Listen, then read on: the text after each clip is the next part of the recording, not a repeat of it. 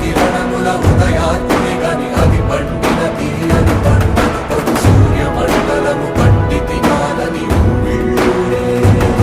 తన దేహం నాటున రవి మరుగై జగము చీకటై కాదా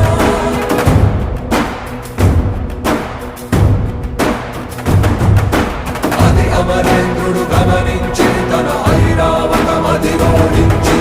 ఆంజనేయుని సమీపించి తన వజ్రాయుధము విసరగా అది పవన నందనుని హనుముని తాకా చిందిన రక్త బిందువే